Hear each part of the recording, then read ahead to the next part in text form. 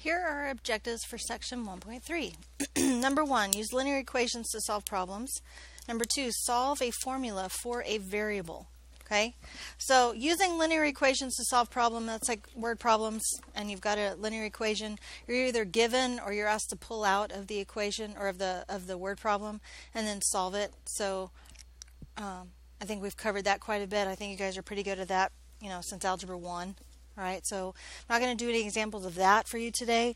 However, solve a formula for a variable. I'm going to do 2 examples of that for you today. One of them I almost don't need to do, but reminding you, in Algebra 1 and Algebra 2, in fact, we called this literal equations.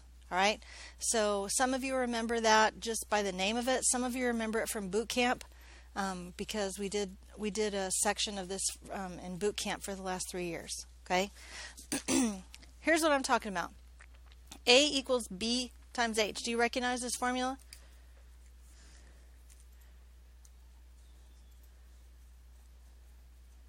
Base times height, area equals base times height, right? Okay, so what if I said I want this equation to actually be solved for the B? How would I solve for B? How would I get B by itself? Divide both sides by H. Now it seems weird because it's not a number, but there's not any numbers in this whole equation, so that's still okay. We can still use the rules that we know to manipulate equations to solve for another variable. So H is going to equal the area, B is going to equal the area divided by the height. Okay? What about this formula? Are you familiar with this?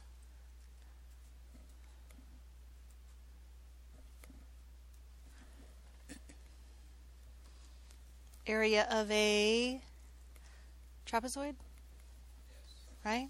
Base 1 plus base 2. Okay. So, what if I want us to solve for base 2, the length of the second base? Okay. What do we need to do first to be able to solve for B1 or B2? Excuse me. What do you want to get rid of first?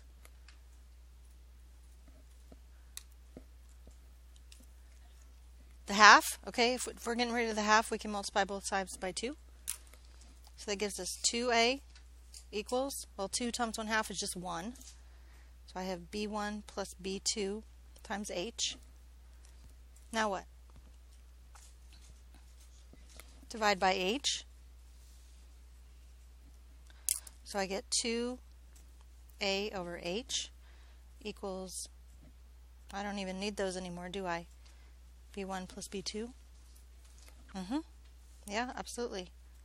So 2a, that's a weird 2, I'm sorry about that. That's a better 2.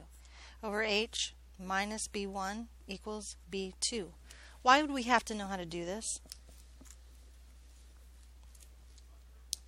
Find variables, right? What if I give you a whole list of problems? I'm not going to, but what if I give you a whole list of problems finding the about area of a trapezoid, but you knew everything but B2? Do you want to have to plug area in and B1 and height in and solve for B2 every time? Or what if we set it equal to B2 already and you could just say 2 times the area divided by the height, the minus base 1? Wouldn't that be a lot easier? So sometimes it's easier to manipulate the formulas you know to solve for a variable you're looking for. And we just want to make sure you know how to do that. Okay? Any questions?